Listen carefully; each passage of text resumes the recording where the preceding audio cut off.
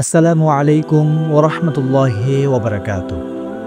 আল্লাহ সুবহানাহু তাআলা আমাদের উপর যতগুলো বিষয় ফরজ করেছেন তার মধ্য থেকে অন্যতম একটি বিষয় হচ্ছে সালাত, অন্যতম একটি বিষয় হচ্ছে নামাজ। আর নামাজ হচ্ছে দিনের স্তম্ভ।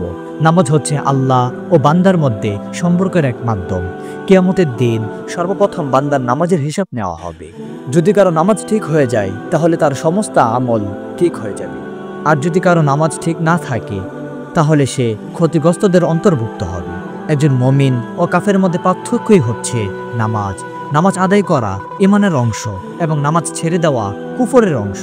যে ব্যক্তি ঠিকমতো নামাজ আদায় করবে আল্লাহ তাআলা তার অন্তরকে আলোকিত করবেন, তার চেহারাকে নূরে ভরপুর করে দিবেন। কিয়ামতের ভয়াবহ দিবসে নামাজ তার নাজাতের ওসিলা হবে।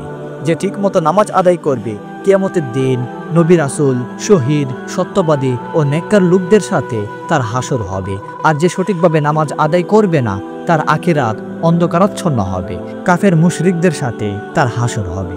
মুক্তির কোনো ব্যবস্থা থাকবে না। হে যুবক, তুমি কি রাসূল সাল্লাল্লাহু আলাইহি ওয়াসাল্লামের সাথে হাসরের ময়দানে পুনরুদ্ধ হতে চাও না?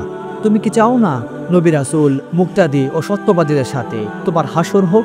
তাহলে কেন নামাজের প্রতি এত অবহেলা করছো?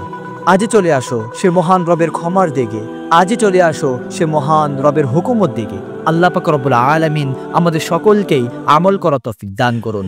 আমিন ইয়া রাব্বাল আলামিন।